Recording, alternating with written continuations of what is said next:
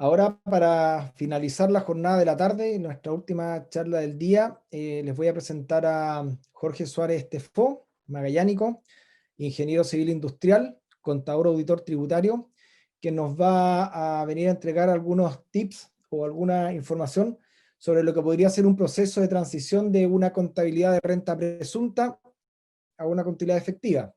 Tema de contingencia, dado el traumático proceso de avalúos fiscales que hemos estado sufriendo en la ganadería, que nos ha tocado ir durante este año, que nos ha significado tener que desembolsar 2 o 3 veces el monto que anteriormente pagábamos en impuestos. Así que la verdad que bien atingente, y agradecer a Jorge la buena disposición de querer participar y entregarnos sus conocimientos. Así que muchas gracias y adelante, Jorge, con tu charla. Hola Cristian, muchas gracias. Bueno, me ha tocado participar en estas jornadas y tengo un tema que es muy interesante, que es cómo cambiar de renta presunta a un régimen normal. Antes que comience la presentación, voy a pedir que la gente pueda tomar nota para poder entender la presentación, que en la primera parte de la diapositiva 9 a la 16 voy a hablar de la renta presunta en la actualidad con la ley 21.210. En las diapositivas 17 a la 29 voy a hablar de un régimen general del 14D en su totalidad. Y de la diapositiva 30 a la 59 voy a elegir el régimen que más les conviene y voy a ir explicando paso por paso los beneficios que tengan. Además, en las últimas 5 diapositivas voy a hablar de las declaraciones juradas en general. Aquí hay un problema que es base. Cada contribuyente, persona jurídica o natural, es un caso en sí mismo. Entonces, cada renta es diferente para cada tipo de contribuyente. Y se nos presenta otro problema, que es la demora que el Servicio de Impuestos Internos tiene con respecto a emitir las circulares, leyes o resoluciones versus el papel impreso. Quiere decir que lo que está impreso ya al momento de salir a la distribución no sirve. Así que ahora voy a cargar la presentación y vamos a tratar de analizar un tema que es un poco complicado, hacerlo un poco más fácil.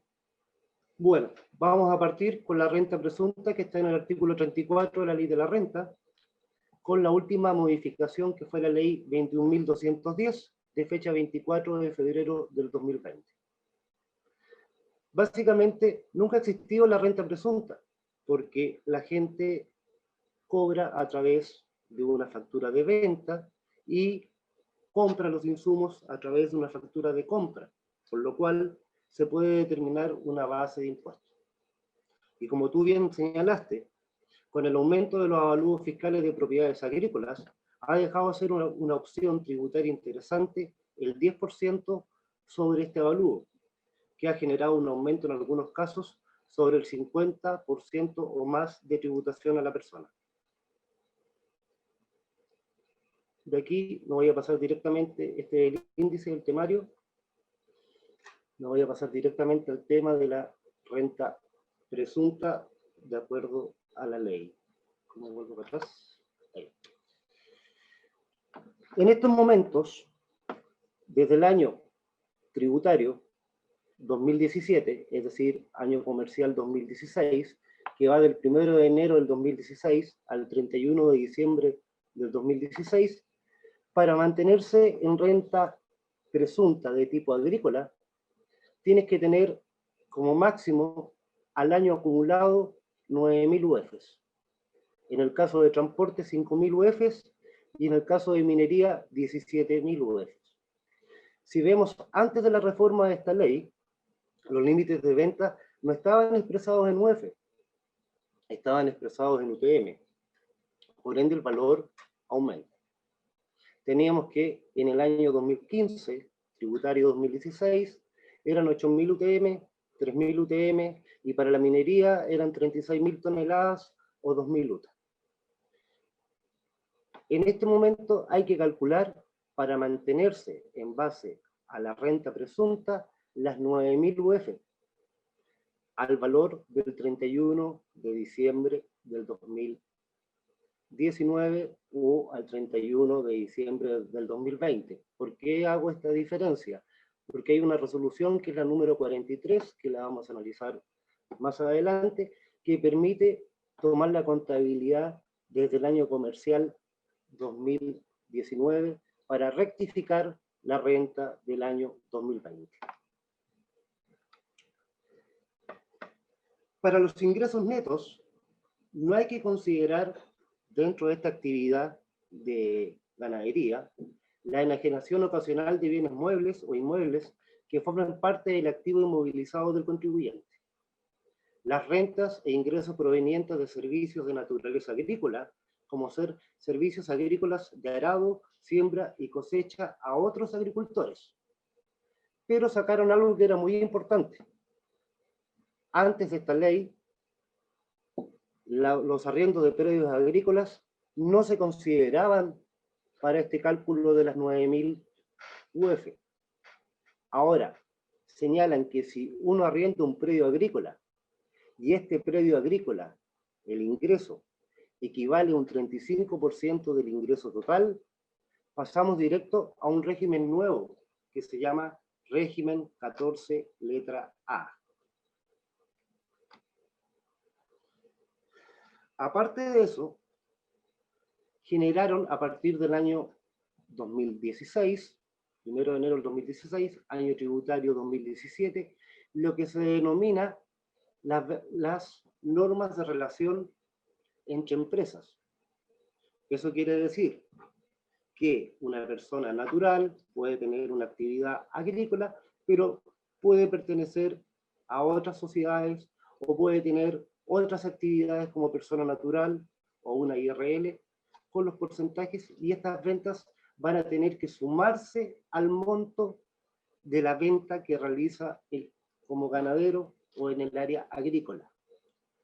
Los relacionados con control, es decir, que tengan la administración, la representación, si tienen menos de un 50%, ellos van a poder aplicar a las ventas de esa sociedad en la cual pertenecen el porcentaje correspondiente menos de un 50%. Si tienen más de un 50%, van a tener que sumar las ventas totales de esta sociedad a la cual pertenecen y agregárselas para el cálculo de las 9.000 UF para ver si se encuentran dentro del límite permitido para seguir tributando en ello. En empresas en las cuales la persona natural crea una sociedad y no tiene la administración y no tiene la representación, si tiene más de un 10% y menos de un 50%, se aplica un porcentaje sobre las ventas de dicha sociedad.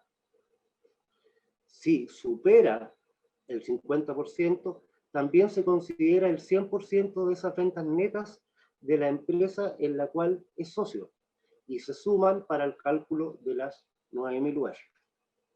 Por otro lado, cuando la persona natural tiene otra actividad o tiene una SPA donde es socio único o es un empresario individual de responsabilidad limitada, también se suman esas ventas y se suma un 100%. ¿Qué es lo único que evita esto? Que la persona en las otras sociedades en las que participa no tenga administración ni representación si su participación es menor al 10%. Cuando el porcentaje de ese socio que pertenece a esta sociedad tiene una representación del 50%, más del 50%, se suman las ventas totales. Si no, se aplica el porcentaje.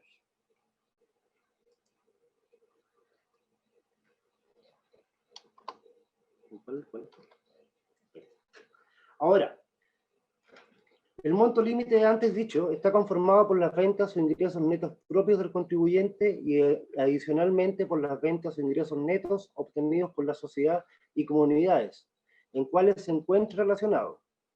Lo importante de esta norma, que partió en el año tributario 2017, es que es de ida y vuelta.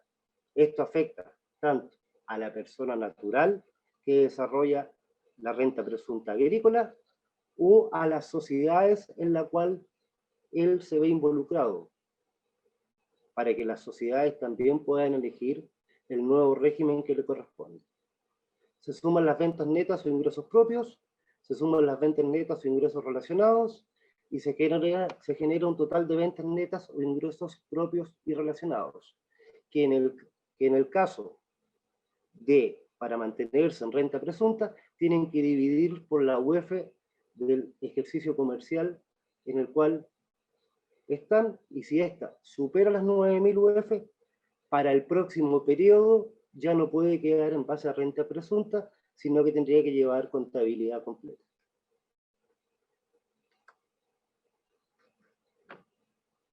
La renta presunta, ¿a quién va dirigido? Va dirigido, como dije anteriormente, a las actividades agrícolas, a la de transporte y a la minería, siempre y cuando sus ingresos no superen los límites establecidos por la ley para cada actividad.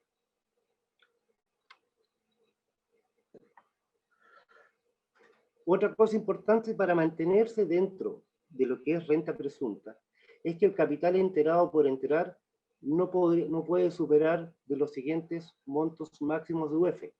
Agrícola 18.000 UF, minería 34.000 UF, transporte 10.000 UF. ¿Qué significa esto? Que el Estado está cada vez bajando el beneficio para que la gente se siga manteniendo en este régimen especial, que pagan solamente el avalúo fiscal del 10% y pueden rebajar las contribuciones. O sea, la renta presunta ya dejó de ser algo bueno para los contribuyentes.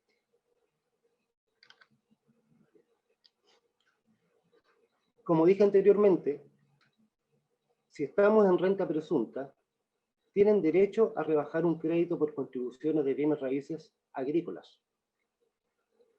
Los contribuyentes que posean o exploten en calidad de propietarios o usufructuarios bienes raíces agrícolas y la renta efectiva proveniente de su actividad, a través de una contabilidad completa, pueden rebajar las contribuciones. Al igual que los agricultores que exploten en calidad de propietarios o usufructuarios, pasa exactamente lo mismo mediante una contabilidad de tipo simplificado, que son los ingresos menos los gastos, según lo establecido en el Decreto Supremo 344 del año 2004.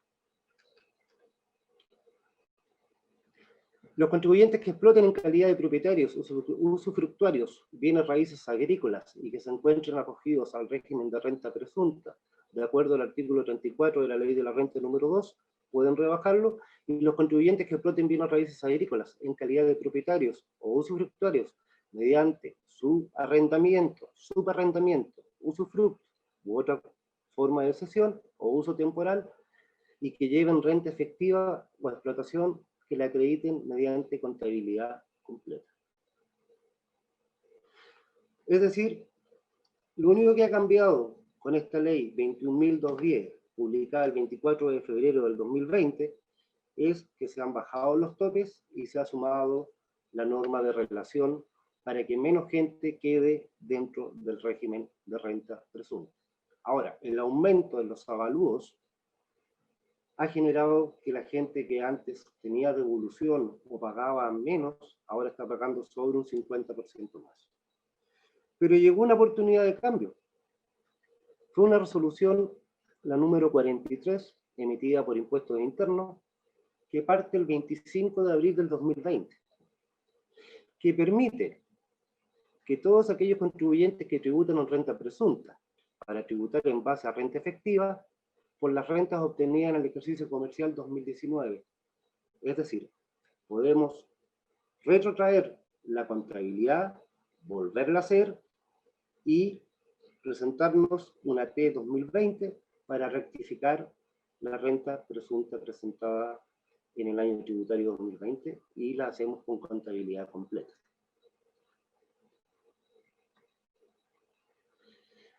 Otra cosa buena que sucedió: el COVID hizo un milagro muy importante, porque generó la forma de que, como se dieron cuenta que los avalúos estaban demasiado altos, el pago de contribuciones era excesivo, permitió el cambio de estos beneficios a los trabajadores, a las micros y pequeñas empresas, a las medianas empresas, y a través de la ley 21.210 volvió a modificar el tipo de forma de tributar para una empresa normal y generó 4 regímenes que están a través del artículo 14, letra A, D número 3, D número 8, la renta presunta que se mantiene y otras que no clasifican dentro de este grupo, que tributan también de una manera más sencilla.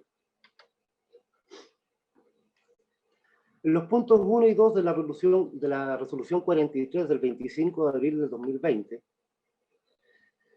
señalan que los contribuyentes acogidos al régimen de renta presunta durante el año comercial 2019 podrán abandonar dicho régimen y declarar sus rentas este año tributario 2020 sobre la base de su renta efectiva, demostrada según contabilidad completa, de acuerdo al artículo 14A, 14B de la Ley de la Renta, o de acuerdo al régimen simplificado del artículo 14 ter, letra A de la Ley de la Renta. Esta forma de tributar es la forma que estaba antes del 24 de febrero del 2020. Es decir, si yo quiero rectificar mi renta del año comercial 2019, tributario 2020, lo puedo hacer y lo puedo llevar, pero tengo que guiarme en base a este tipo de articulado que estaba vigente a esa fecha.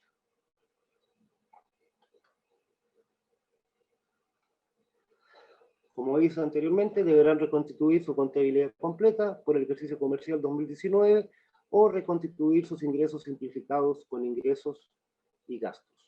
Esto se puede hacer fácilmente en el Servicio de Impuestos Internos mediante una autentificación y mediante una petición administrativa a través de un formulario que se denomina el 2117. Hemos tenido casos de contribuyentes que le tocó pagar gran cantidad de plata y ahora van a tener devoluciones de las mismas. Es una buena oportunidad lo que hicieron con la facilitación de pasar de un régimen presunto a un régimen de contabilidad completa. ¿Cuál era el plazo original de cambio de regímenes? De acuerdo a la circular resolución 43, era el 30 de septiembre del 2020, pero con una petición administrativa, el servicio aún lo está aceptando. Eso respecto a lo que era año comercial 2019, año tributario 2020. Ahora, el 24 de febrero del 2020, aparece esta ley, la 21.210, donde genera nuevos regímenes y el plazo para poder cambiarse a esos regímenes venció el 30 de septiembre del 2020. Pero estamos hablando no de empresas que llevan contabilidad de renta presunta. Estamos hablando este plazo perentorio para empresas que estaban en el 14A, 14B antiguos, 14 ter C antiguo, que se pueden cambiar al 14A, 14D3 o 14D8, que son los nuevos regímenes que están en vigencia en estos momentos. Y lo bueno también, que en el caso de estar en renta presunta, tenemos un beneficio especial, que podemos elegir los regímenes 14A, 14D3, 14D8, hasta el 30 de abril del año 2021, es decir, hasta la fecha de presentación de del nuevo formulario 22 de impuesto a la renta. Eligiendo la opción, ahí podemos quedar en el régimen que uno desee, 14A, 14D3 o 14D8. O mantenerse en renta presunta o mantenerse en otros tipos de renta. Ahora, para poder estar dentro de la ley 21.210 y mantenerse en el régimen que para nosotros es el importante, el 14D3, tenemos que mantener y tenemos que tener presente lo siguiente. Primero, un promedio de ventas que no supere los 75.000 UF en los últimos 3 años, 2017, 2018 y 2019. Pero a su vez, las tres normas de relación que nombré al principio, que afectaban las sumas de las ventas de las rentas presuntas, también hay que seguir el mismo mecanismo para este concepto. También tenemos la norma relacionada 10%, o sea, más del 10% hasta un 50% sin control, menos de un 50% con control, y la persona natural que tenga una SPA o una IRL se le suma el 100% de las ventas a este concepto. Ahora, como cosa de excepción, este año, si el promedio de las 75.000 UF de los últimos 3 años se sobrepasa, no llegando a 85.000 UFs, también pueden quedar dentro de este régimen, que es el 14D número 3. ¿Qué otro requisito tiene que cumplir, aparte del promedio de las 75.000 UF o 85.000 UF, en caso de este beneficio que está de partida, de entrada? Que tiene que tener un capital tributario de entrada, el cual no debe superar las 85.000 UFs, pero desde la fecha de iniciación. Es decir, una empresa que partió hace 20 años atrás, agarra su iniciación de actividades y divide el valor que colocó por la UF del primer día del mes del año de iniciación. Es decir, si yo partí el 20 de septiembre del 80, voy a tener que dividirla por la UF del 1 de septiembre del año 80, y esta tampoco tiene que superar las 85.000 UF. Aparte de eso, una vez que ya tenemos y hemos calculado las 75.000 UF de promedio de venta, más las ventas relacionadas en los últimos 3 años, más haber cumplido con el capital inicial de las 85.000 UFs, tenemos que determinar una renta afecta a impuestos, que se llama RAI, que es un libro que se encontraba dentro de las empresas que llevan contabilidad completa, no así dentro de las que llevan contabilidad por renta presunta. A su vez, hay que hacer una valorización de los activos e inventarios a valor neto tributable, con fecha 1 de enero del 2020, un capital propio tributario completo o simplificado de salida, con fecha 31 de diciembre del 2020. Tenemos 3 capitales a determinar: un capital tributario de entrada, por las 85.000, un capital determinado por la renta afecta a impuestos, al 1 de enero del 2020, y tenemos un capital propio tributario de salida o simplificado al 31 de diciembre del 2020. Eso es para poder realizar la operación renta AT 2021. La otra cosa importante que hay que tener una cuenta corriente única para el giro de la actividad. ¿Cuáles eran los regímenes que estaban vigentes al 31 de diciembre del 2019? ¿Por qué los nombro? Porque todavía está vigente la resolución 43, que permite que una persona que durante el año comercial 2019 pueda traspasarse a renta completa, contabilidad completa en el AT 2020. La renta atribuida al artículo 14 letra A, el parcialmente integrado, la tributación simplificada. O podría ser contribuyente no acogido al artículo de la ley de la renta. Cuando uno quiere modificar la contabilidad pasada por la resolución 43, tiene que tributar en base a estos regímenes tributarios. Estábamos hablando de porque había mencionado los regímenes tributarios al 31 de diciembre del 2019, era porque si la persona quería optar a cambiarse el año tributario 2020, que ya pasó, a una contabilidad completa. Para esto tenía que tener o elegir una renta atribuida, una parcialmente integrada, o una tributación simplificada, o un contribuyente no acogido a ninguna de las del artículo 14 de la ley de la renta. Ahora, el 24 de febrero del 2020 aparecen los nuevos regímenes tributarios, que es un régimen general denominado semi-integrado, el artículo 14A. Desaparece el parcialmente integrado del artículo 14B. Ese ya no se ocupa. Y después viene un régimen que se denomina ProPyme general, artículo 14D número 3, y un ProPyme transparente, artículo 14D número 8. A su vez, vuelve la renta presunta y vuelven los contribuyentes no acogidos al artículo 14 de la ley de la renta. ¿Quiénes son los contribuyentes no sujetos al artículo 14 de la ley de la renta? Los contribuyentes no acogidos al artículo 14 de la ley de la renta son aquellos, en la página, en la número 25, por favor, Felipe.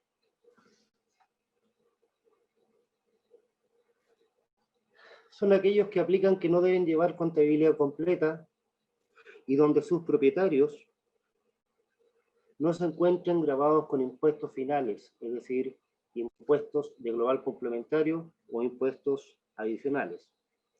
Podrán optar también por este régimen contribuyentes como fundaciones, corporaciones, empresas, en que el Estado tenga la totalidad de su propiedad, entre otras.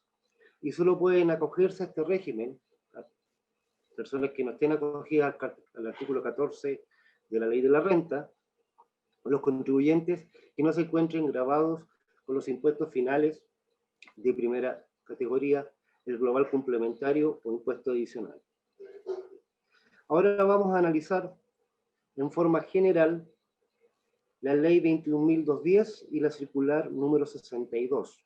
Vamos a tomar los regímenes actuales, que son el 14A, 14D número 3 y 14D número 8. Y vamos a ir analizando algunos conceptos o tips para que sea más fácil el entendimiento. El primer concepto, contabilidad. Para los 14A, siguiente diapositiva por favor, deben llevar una contabilidad completa. Para el 14D número 3, pueden llevar una contabilidad completa o una contabilidad simplificada. Y para el 14D número 8 pueden llevar una contabilidad simplificada. ¿Cuál es el impuesto que les afecta? Si estamos en el 14A, podemos o tenemos que pagar un impuesto de primera categoría del 27%. Y en el D número 3, a esa fecha, 24 de febrero del 2020, teníamos que pagar un 25%. Y al D número 8, que lleva una contabilidad simplificada, se exime de pagar impuestos de primera categoría. Otro concepto a analizar. Hay que llevar registros de rentas empresariales.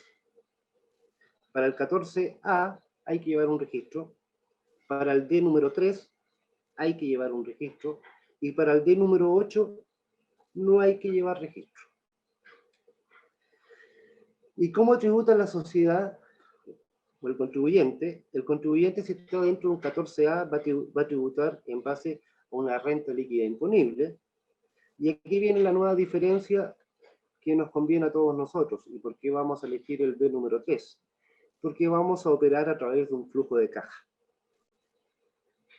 Vamos a tener una contabilidad completa, al cual le vamos a hacer unos ajustes que permite la ley, a través de la circular 62, que entró en vigencia el 24 de septiembre del 2020, y vamos a realizar los ajustes para determinar un flujo real para tributar.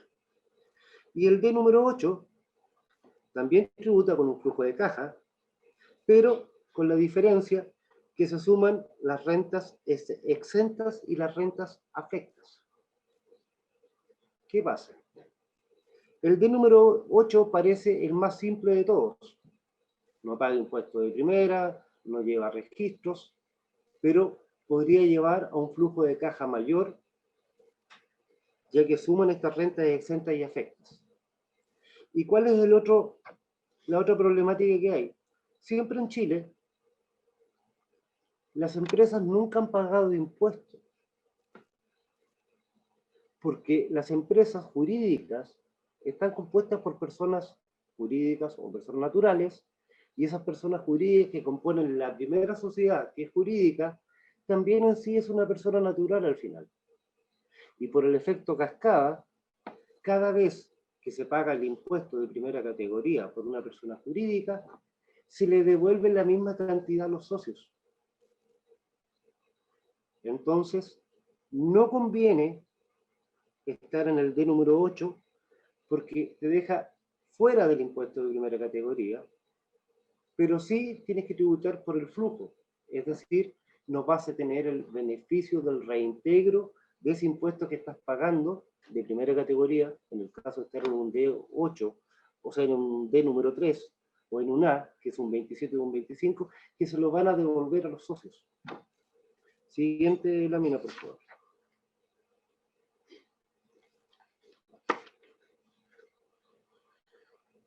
Otro concepto, ¿cómo tributan los dueños? Los dueños en un 14A van a tributar en base al retiro. En un 14D número 3 también van a tributar en base al retiro. Pero en un D número 8 van a tributar por la participación que tienen. Eso, si yo hice una escritura y me voy al D número 8 y yo tengo una participación del 80% y otra persona tiene una participación del 20%, y yo no he retirado nada, a mí estando en el D8 me van a cobrar el 80% y a mi socio le van a cobrar el 20%. ¿Qué otro concepto nuevo y bueno hay? Cuando uno está en el 14A, hay un crédito. Hay un crédito que está expresado en UF, que son 5.000 UF. ¿Ya? Y a su vez, cuando uno está en el 14A, que son las grandes empresas, generan dividendos que se le entregan a las personas naturales o a sociedades que obtengan estos dividendos, y esas sociedades van a tener que devolver el 65%, el 35% del crédito que le dan. Es decir, hay una restitución. En el 14D número 8, yo recibo el 100% del crédito que pago por el impuesto de primera categoría y se lo devuelven a los socios íntegramente. En cambio, si estoy en 14A, tengo que pagar un 35% de ese crédito. Otra formalidad, otro concepto, correcciones monetarias del artículo 41. Si estamos dentro del artículo 14A, tenemos que aplicarle corrección monetaria a la contabilidad. Si estamos en el D número 3, que es el que nos conviene, no tenemos que aplicar corrección monetaria. Y a su vez, en el D8 tampoco tenemos que aplicar corrección monetaria. El concepto de los gastos rechazados. Sí quedan grabadas las bases de impuestos en el 14A, sí quedan grabados en el número 3 los gastos rechazados, y en el D número 8 no se consideran los gastos rechazados. Más adelante, en el D número 3, como tiene un asterisco, vamos a explicar cuáles son los gastos rechazados que afectan a este régimen en particular. Después tenemos el capital propio tributario. En un régimen 14A hay que hacer un capital propio tributario general. En el D número 3 hay que hacer un capital propio simplificado, y en el D número 8 no aplica generar o hacer un capital propio. Ahora hay que tener presente que tanto en el régimen 14A como 14D número 3, los retiros siempre van a tributar. Próxima lámina, por favor. Otro concepto, que es el pago, el PPM. El famoso PPM que uno paga, que es la provisión. Provisión contra impuestos. En el régimen 14A uno paga de acuerdo a la regla de 3 simples y la tasa puede aumentar y puede llegar a un 8, un 9, un 10%. En el D número 3, la tasa queda fija, que va a ir entre un 0,25 y un 0,5. Y en el D número 8, la tasa también queda fija, que va a ir entre un 0,20 y un 0,5. Con respecto a la imputación de los retiros, en el 14A van a quedar en una forma provisoria la forma de retirar. Después lo voy a explicar con mayor detalle. En el 14D número 3 también va a ser provisorio y en el 14D número 8 no tributa por retiros. Con respecto a los dividendos recibidos, dijimos que había que, si estamos en un 14A, se registran en los registros empresariales y a su vez cuando la persona que adquiere un dividendo de una sociedad y lo lleva a su contabilidad, si está en el 14D número 3, que para el 20 de febrero del 2020 tenía que pagar un 25% por un impuesto de primera categoría, por este dividendo tenía que devolver el 35% del crédito que le entregaba ese dividendo, porque recibe una renta grabada con el 14A, aunque la utilice dentro del 14D número 3. Con respecto al D número 8, no se le asigna, no hay ninguna forma que tributen esos dividendos, quedan exentos de tributación. ¿Cómo uno puede optar? Hasta el 30 de septiembre de este año podía optar. ¿A qué régimen podía optar? ¿Al A, al D número 3 o al D número 8? En el primero, simple, a través de la página de impuestos internos, si cumplía con las normativas que van a ese régimen, podía optar. Al D número 3 también, pero al D número 8, como está metido el Estado y no hay personas que tributen con impuestos finales, tiene que ser con una escritura pública de acuerdo unánime.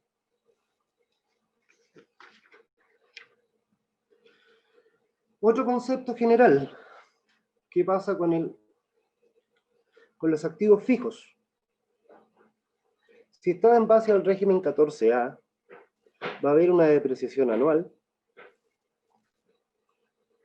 En cambio, en el D número 3, los activos fijos van a ser considerados un gasto.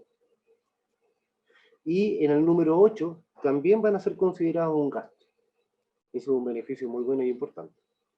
Con respecto a los activos realizables, la existencia, también van a ser considerados en el 14A como un activo, como ha sido siempre, pero en el 14D número 3 va a ser considerado también como un gasto en la adquisición. Y en el D número 8 pasa exactamente lo mismo, van a ser considerados un gasto en la adquisición. Después tenemos el beneficio, que es el beneficio de reinversión, que está en el artículo 14, letra E, que es un beneficio de 5.000 UF que uno puede rebajar como tope si está en el A, en el cual tiene que devolver este crédito, pero si está en el B, puede rebajar hasta 5.000 UF, descontados los retiros, pero no devuelve el crédito. Aquí el contribuyente se va con el 100% del beneficio. Y en el 14D número 8 no aplica. No tiene derecho a una reinversión porque no lleva contabilidad. Carga tributaria final. ¿A quién afecta el 14A? Afecta a la empresa y afecta a los dueños. Con la diferencia que pagan un 27% de impuestos, estoy hablando del 24 de febrero del 2020, y tienen que devolver el 35% de ese 27%. En el 14D número 3, pagan un 25% de impuestos, pero se llevan el 100% del crédito y no tienen que restituir absolutamente nada. Y en el 14D número 8, la carga tributaria final, ¿quién se la lleva? Se la llevan los dueños. ¿Cuál es el efecto en el global complementario? El global complementario es el impuesto final, ¿no es cierto?, que afecta al contribuyente como persona natural. En el 14A puede llegar hasta un 44,45%. En el 14D3 puede llegar hasta un 40%. Y en el 14D número 8 puede llegar hasta un 40%. Vuelvo a señalar, ¿por qué conviene elegir el D número 3? Porque uno paga el impuesto de primera categoría y le devuelven el crédito del 100% al contribuyente o socio de esa empresa, que lo va a rebajar de su global complementario. Esas son las normas y conceptos generales, más o menos, que los beneficios que hay en estos tres regímenes. Ahora vamos a ir a la forma de análisis, cuál es el mejor régimen, que es el 14D número 3, y lo vamos a analizar en forma más extensa. Siguiente, por favor.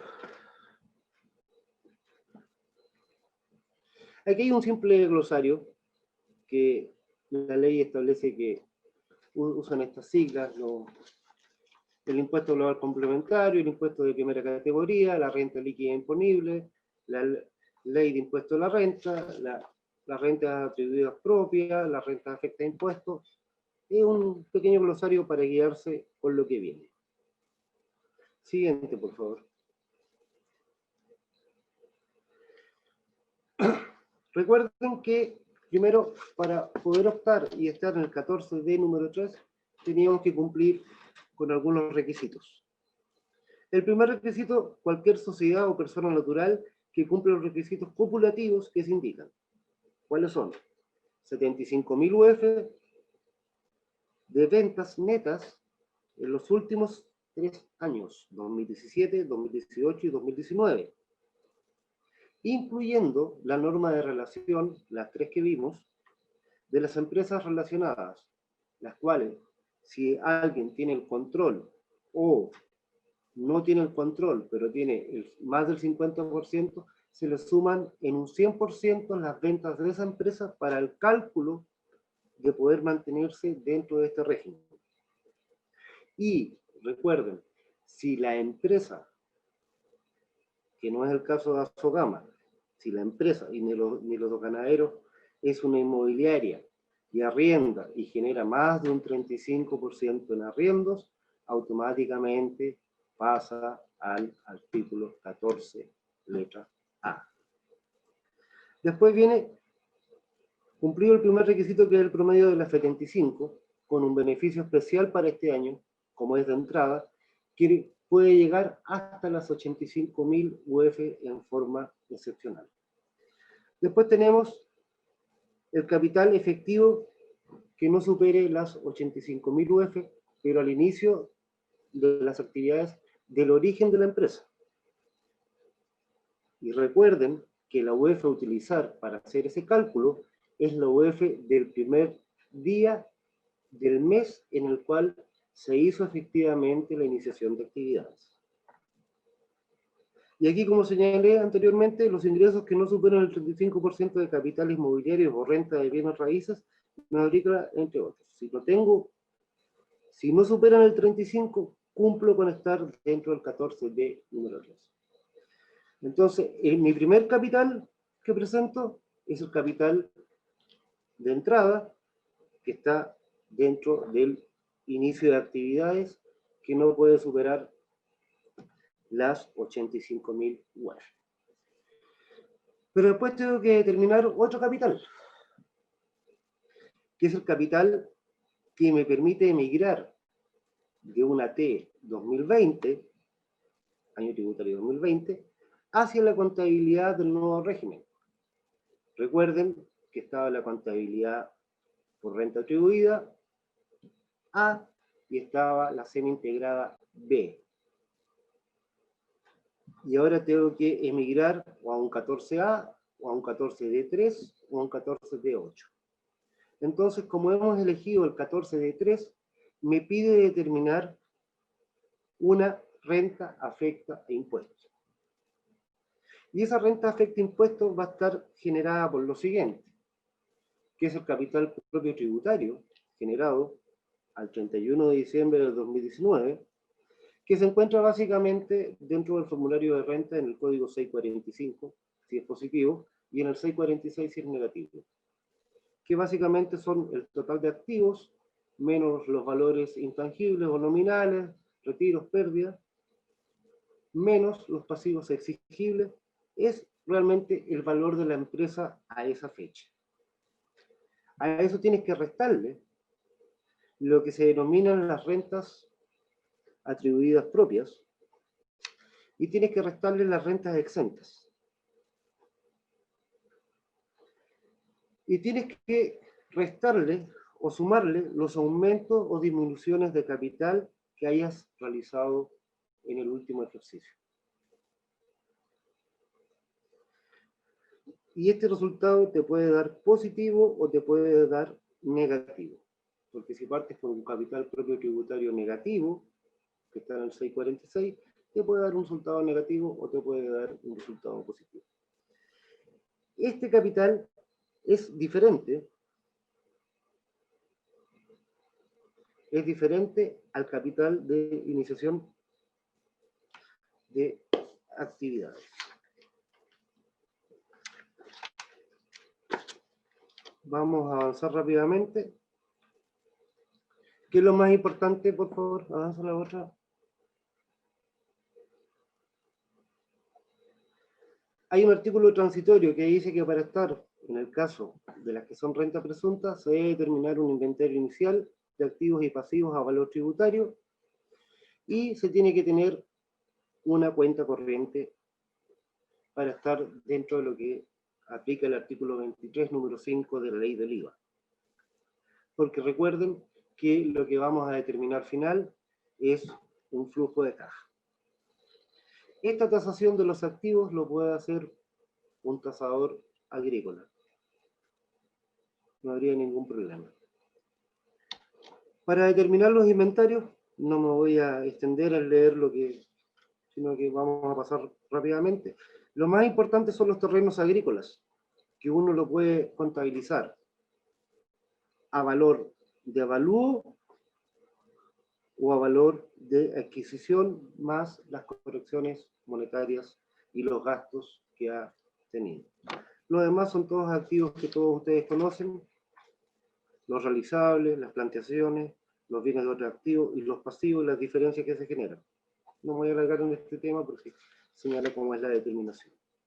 Esto es importante. El artículo siguiente, por favor. La número 37. Esto es muy importante, que va ligado al flujo de caja. No darán derecho a crédito fiscal las facturas que no sean pagadas con cheque nominativo, con vale vista o con transferencia electrónica. Pasa a la siguiente. La siguiente lámina, por favor, Felipe. Si no se cumple que el pago ha sido con cheque nominativo, con vale vista nominativo o con transferencia electrónica, la factura puede quedar fuera de la contabilidad.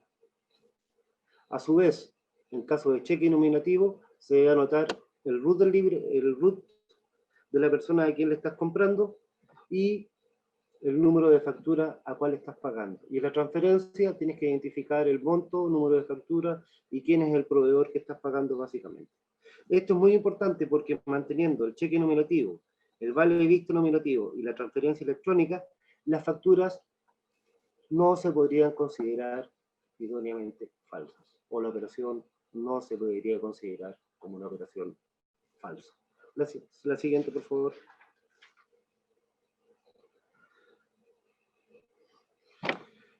Ya. ¿Qué pasa cuando emigramos al 14D número 3? Las pérdidas tributables acumuladas que estaban en el régimen del 14A antiguo son consideradas gastos. Los activos fijos depreciables que estaban al 31 de diciembre del 2019 pasan como gasto neto al 1 de enero del 2020. Las existencias que teníamos como stock al 31 de diciembre del 2019, el 1 de enero del 2020, también las consideramos como gasto. El saldo de los gastos diferidos por activos que tengamos, por puesta en marcha o por cualquier otra cosa, también pasan a ser gastos el 1 de enero del 2020. La siguiente, por favor.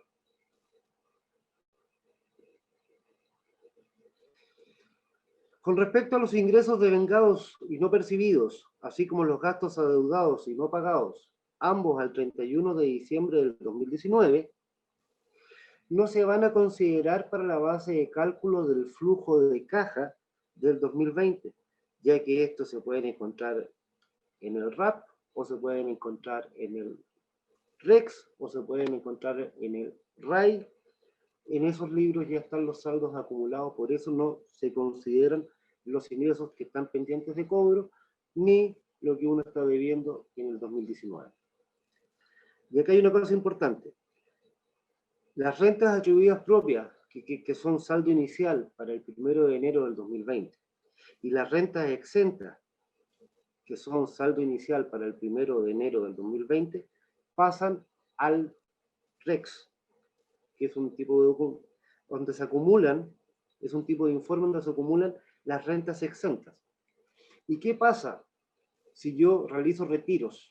Y recuerden que los retiros que sobrepasan el valor del flujo de caja positivo y tengo un exceso de retiro, esos van al global complementario, se afectan en el global sin derecho a crédito. Pero si uno tiene retiros y tiene REX, lo primero que hace, esos retiros solamente se informan y no se declaran en el formulario, en el global complementario. Solamente se informan en el formulario y se rebaja el REX, quedan libres de impuestos. Es lo primero que hay que hacer con respecto a los retiros. Después los retiros siguen y se rebajan de los ingresos de los flujos de caja. Pero primero hay que pasar los retiros hacia el REX. Siguiente, por favor.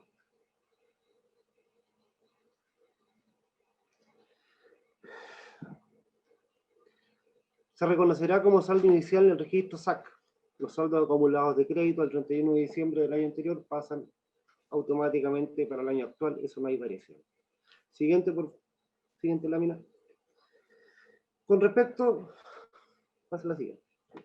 El 14D3 tiene que llevar contabilidad, como dijimos, que tiene que ser una contabilidad completa con balance, al cual se le agregan y se le restan lo que ya explicábamos, se le restan las existencias, se le restan los activos, se le suma lo no pagado, se hacen los ajustes correspondientes. Y puede optar por una contabilidad completa o simplificada. La tasa de contabilidad era de un 25%, pero para el año 2021, está en otra lámina.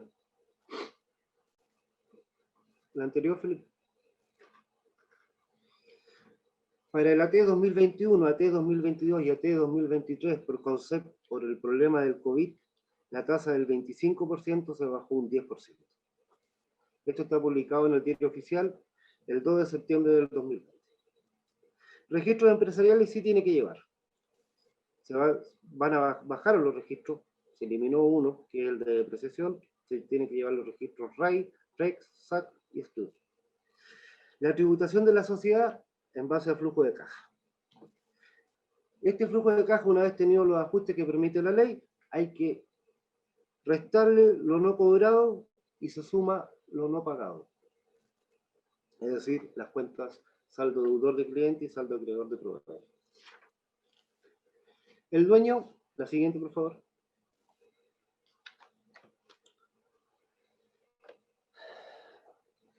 El dueño tributa en base a retiros, que ya lo explicamos, que los primeros retiros que tienen, para que no tributen, tienes que utilizar el REX, solamente se informan y no pasan al global complementario, un beneficio muy importante, y tienen derecho al crédito del 100% del impuesto que pagan.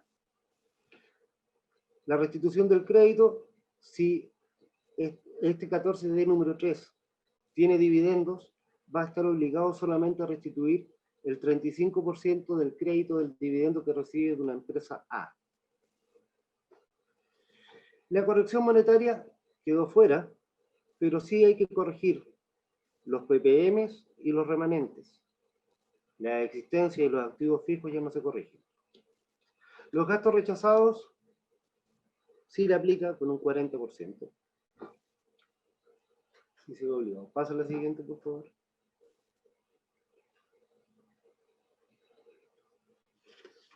Rápidamente, avanzando, el gasto rechazado es un gasto, ¿no es cierto?, que no está de acuerdo a lo que informa el artículo 33 de la Ley de la Renta, que son desembolsos en especie, como gastos de automóviles, gastos no documentados, gastos sin requisito del artículo 31, los viáticos, gastos usados para fines personales, los sueldos empresariales sin trabajar, el uso de activos de la empresa a favor de los socios, los honorarios de los socios, tampoco corresponden. Eso se graban con un 40% y un castigo que se llama gasto rechazado.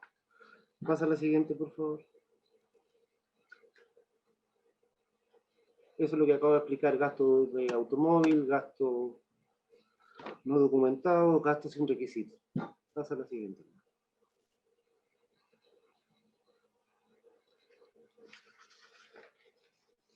La circular 62 del 24 de septiembre del 2020 habla que existe un crédito de impuesto territorial.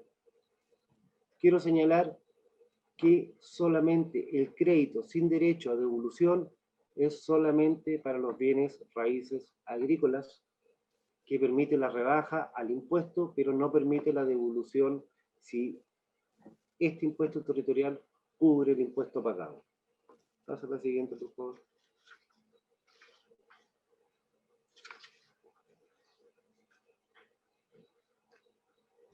La siguiente, que es lo mismo del crédito que expliqué anteriormente. No hay problema. Terminando ya rápidamente. Tenemos el concepto de capital propio, que es un capital propio simplificado,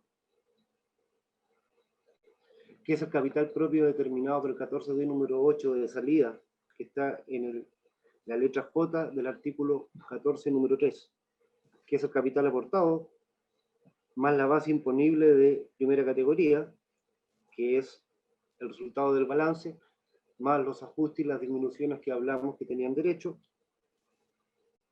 y eso te da la base imponible para el impuesto. Después tiene las rentas percibidas de otras empresas, que también hay que agregarlas, y le restan las disminuciones de capital, los gastos rechazados del artículo 21, y los retiros o distribuciones según sea. Retiros, si proviene de una sociedad de responsabilidad limitada o una IRL, y distribuciones si viene de una CPA o una sociedad anónima. Y eso te da un capital propio tributario simplificado. La siguiente, por favor. Los PPM, como dijimos anteriormente, tienen una tasa fija de 0,25 a 0,5. ¿Cuándo aplicaré un 0,25?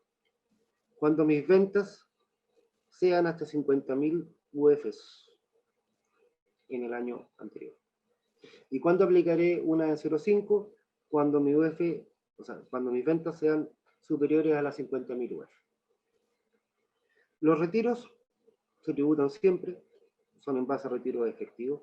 Los dividendos ya lo hablé, según los registros empresariales, se devuelve el 35% porque provienen de una empresa que tributa en el 14 número A.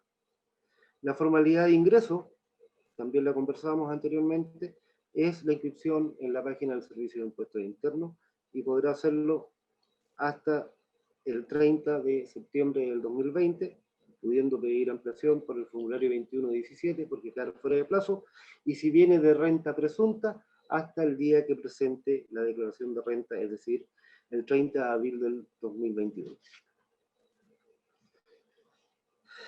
Ya queda menos por terminar. La siguiente, por favor.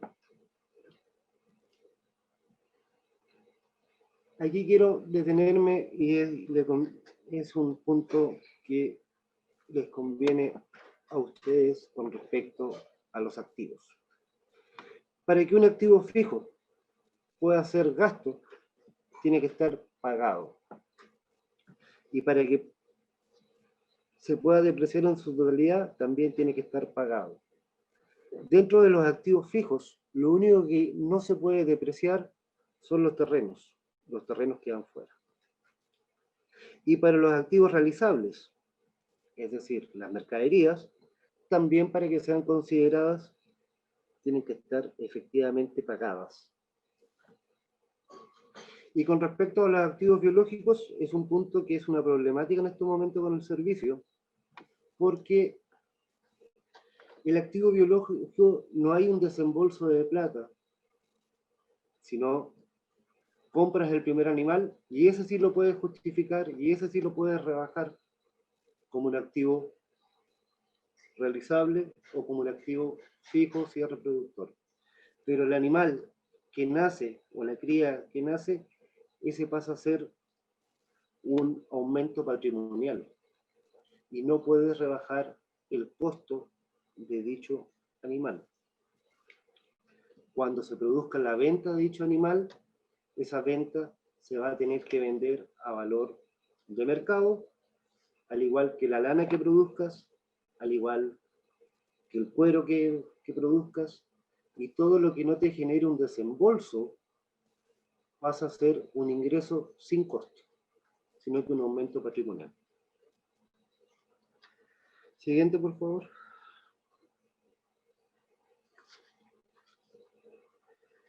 Aquí hablamos de la reinversión. Es el beneficio de rebajar con empresas inferiores a 100.000 UF, rebajar un tope de 5.000 UF al año, una vez descontados los retiros y estando dentro del 14D número 3. Esta rebaja que se genera, que es un crédito que te dan, no se tiene que devolver, así que es un mayor beneficio para el contribuyente. Y nuevamente decir que el RAP y el REX al inicio de la T2020 pasan a ser ingresos no renta, y la primera imputación de los retiros se informa pero no tributa, que es muy importante. La siguiente, por favor. Aquí lo más importante de la circular 62 de fecha 24 de septiembre, que los activos físicos deben estar, activos fijos, perdón, deben estar pagados. El activo inmovilizado también debe estar pagado, al igual que las existencias deben estar pagadas, porque nos van a auditar de acuerdo a un flujo de caja. Y para poder determinar el flujo de caja, efectivamente debe estar pagado. Si tenemos un saldo deudor en proveedores que nace de una compra de un activo fijo o de existencias, eso tiene que sumarse al flujo de caja. Pasa al siguiente, por favor.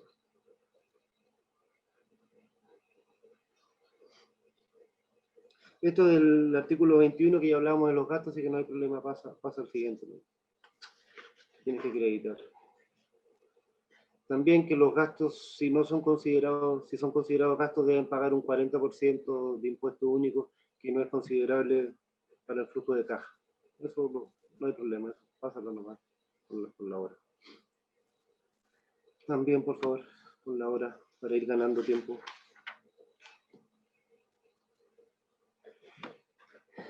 ¿Cuál es la carga tributaria? La carga tributaria final va a la empresa y los dueños, pero los dueños siempre van a recuperar en el D número 3 lo que pagan como impuestos de primera categoría de la empresa, más los beneficios que ya conversamos. ¿Y por qué recuperan? Porque generan retiros que pagan impuestos y tienen un crédito, y son imputaciones finales del impuesto de primera categoría, y lo importante es que recuperan el 100% del crédito y no tienen que devolver ese 35% como si estarían en el 14A.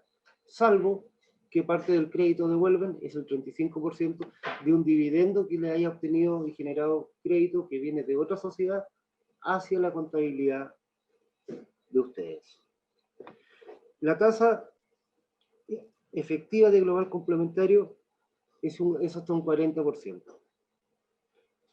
En cambio, en el 14A, eso era un 44,45%. Eso se da básicamente por la devolución del crédito, del 35%. Pasa a la siguiente, por favor. ¿Cuáles son los problemas? Para ir terminando, ya queda menos. Los problemas que se han detectado. Primero, que los flujos de caja tienen que estar de acuerdo, los gastos, de acuerdo a la circular 23, número 5, que tienen que ser efectivamente pagados, ya sea con cheque, con transferencia o con vale vista, pero para poder ser considerado un gasto, debe estar pagado hasta el 31 de diciembre del 2020. Se exceptúan de este pago que puede quedar pendiente el IVA y los impuestos de retención. Pero tenemos un problema ahí que todavía no se resuelve, que son las remuneraciones de diciembre, que se pagan efectivamente el día 5 de enero. Pero antes se imputaba el gasto al 31 de diciembre. Al igual que las cotizaciones de diciembre que se pagan en enero. Y el anticipo a proveedores cuando uno quería tener un mejor precio sobre algún activo, un bien o alguna operación. El anticipo a proveedores todavía no sale un dictamen si se va a poder pasar como gasto o no. Y con respecto a las cotizaciones y las remuneraciones todavía no han dicho nada. Habría que pagar las remuneraciones el día 29 y lo único que se podría perder serían las cotizaciones de diciembre que pasan para el otro periodo. ¿Y cuál es el otro problema que hay? Con respecto a la norma de iniciación, que dice que no supere las 85.000 UF a la fecha de iniciación. Pero resulta que la UF se creó en 1967. ¿Y qué pasa si esta empresa inició actividades antes del año 1967? No han sabido todavía, el servicio no ha dicho nada al respecto, no se ha pronunciado. Y con respecto, recuerden que el peso nació en el 25, se cambió en 1960 el escudo y en 1975 vuelve el peso. Esta variación que está acá de peso, escudo y vuelve el peso, donde le quitaron varios ceros al escudo, también afecta a las iniciaciones de actividades anteriores al año 1975. Porque el valor lo van a traducir solamente y lo pueden traducir a UF hasta el año 1967 hacia la fecha. Antes de eso, no pueden calcular cuál es el monto del capital inicial de la empresa.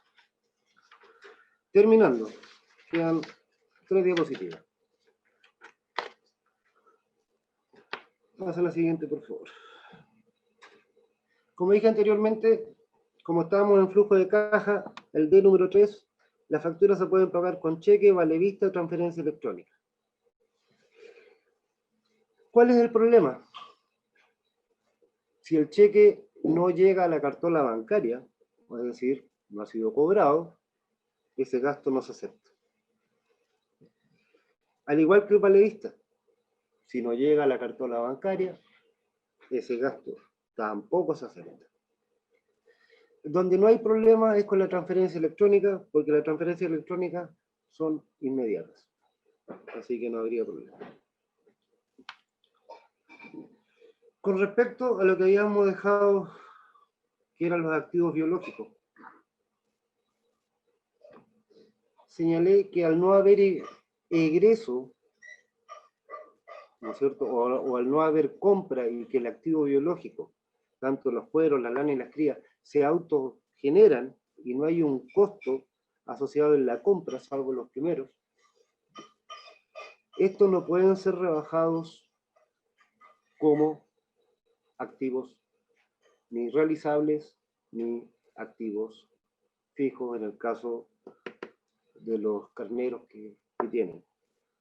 Y se tienen que contabilizar, ya que hay un problema, bajo las normas internacionales de contabilidad, bajo un valor razonable, se tienen que llevar en un inventario aparte y se tienen que contabilizar contra una reserva de capital para poderlos mantener en activo. Y cuando se vendan, se reversa el asiento de reserva de capital contra el activo y se contabiliza el ingreso de plata por la venta. Es decir, es un ingreso totalmente al 100%. Pero al aplicar la NIC, y que todavía no lo han arreglado, tendríamos que llevar toda la contabilidad en contabilidad internacional. Es lo que busca el servicio a partir del año 2008.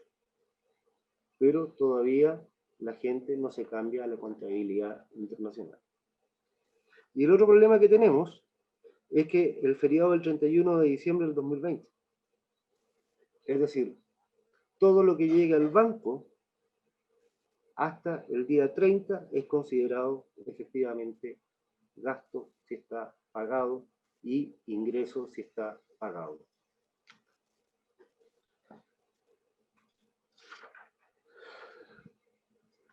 Las últimas dos, por favor.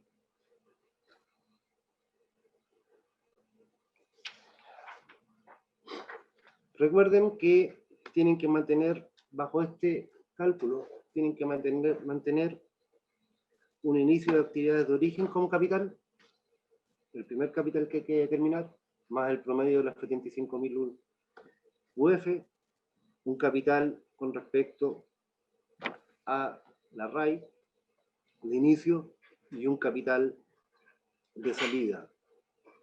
Estos son los tres cálculos que tienen que tener para mantenerse dentro del régimen. Siguiente, por favor.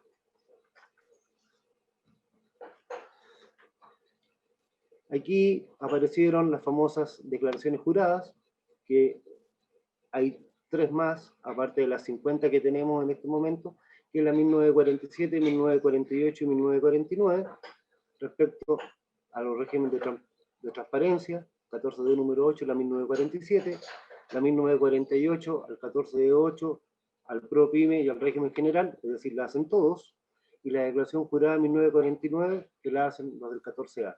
Esto tiene una fecha de presentación, siguiente por favor, pero aún está en modificaciones constantes. La última, por favor. ¿Listo? Aquí habla del 14D número 8 y la otra habla del capital propio, que tienen que presentarlo todo. Y la próxima, por favor.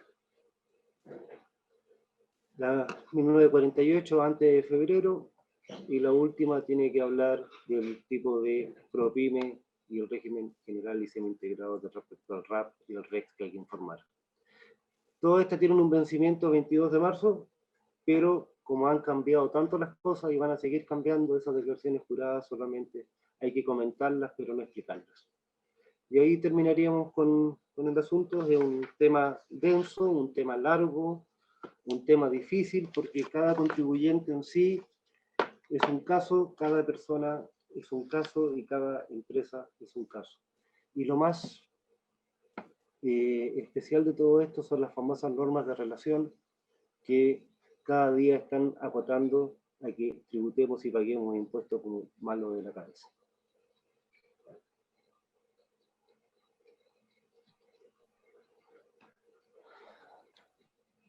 Vale, Jorge, bueno, muchas gracias. La verdad que sí, efectivamente es un tema súper denso, muy técnico, una cascada de conceptos que la verdad que la gran mayoría de nosotros no entiende mucho, pero el motivo de esta charla fue un poco dejar sobre la mesa este tema para generar una inquietud en el mundo ganadero con respecto a los regímenes de tributación que existen, independiente del renta presunta, que este año nos generó muchos problemas por el tema del aumento de los avalúos, que hubo muchos ganaderos que tuvieron que desembolsar Fue terrible, más allá de lo que tenían presupuestado y le afectó los flujos de caja. Entonces, la idea de esto es un poco dejar el bichito picando para que nos incentivemos a averiguar un poco más con nuestros contadores, ver si somos factibles de cambiar o no cambiar, ver qué significa en cuanto a beneficios tributarios que podrían generarse de acuerdo a lo que se presentó. Y yo creo que cumplió la charla con este objetivo, Jorge, independiente de lo denso y lo espeso que haya sido todo y lo difícil de digerir, que sabemos que el tema Lamentablemente, tributario es así, lo tenemos claro. traté de hacer lo más simple posible, pero contra la ley no puedes leerla, tienes que decir lo que explica y cada caso es un caso. Ahora, No, está el mejor perfecto, de todos es el 14 de 3 porque pagas impuestos y te lo devuelven con el crédito del 100%. está perfecto. Eh, Mira, la verdad que no, preguntas no hay, es difícil preguntar sobre esto. Yo creo que más que hacer preguntas o resolver problemas, queda sobre la mesa para que cada uno averigüe un poco más allá luego de esta charla. Yo creo que ese era el objetivo y creo que se cumplió. Así que te agradezco muchísimo, Jorge, el tiempo que dedicaste a esto, que me imagino que fue bastante, porque haber preparado esa charla, me imagino que invertiste varias horas, hombre, ahí, y te agradezco mucho el querer Y apoyarnos en estos temas más complicados. bueno, yo también te agradezco y también quiero hacer hincapié que la demora del servicio en sacar las resoluciones nos trae un gran problema. La última modificación fue hecha el 24 de septiembre del 2020 y los libros están hablando de la modificación de febrero. Entonces, el servicio debería generar libros digitalizados para mandar la información al instante y no sacar tantas circulares, sino que sacar algo más concreto, aunque se demore más, pero que la saque de una, porque los cambios han sido, pero radicales. Perfecto. Muchas gracias, Jorge, nuevamente por tu tiempo y nada, pues seguimos en Disculpe contacto por el corte y de queda voz, pero abierto para cualquier consulta. trabaja de correo. ¿Mm? Ya, Cristian, agradecido, Vale, saludos a muchas todos gracias. y muchas gracias. Bueno, finalmente hemos terminado nuestro ciclo que nos apoyaron entusiastamente, a nuestros auspiciadores, a nuestros charlistas, a los moderadores y especialmente a ProChile que confió y creyó en el proyecto que le presentamos y nuestro apoyo logístico que es Codecer, con el cual ha sido nuestro media partner en los últimos eventos que estamos organizando. Así que muchas gracias y especialmente al cuerpo directivo de Sogama, que la verdad que sacó los pies del plato por organizar estas jornadas digitales, algo nuevo para todos, pero la idea era poder entregar información técnica que sea de valor, que pueda ser aplicable y utilizable por el mundo ganadero de nuestra región. Así que muchas gracias y nos vemos en una próxima oportunidad.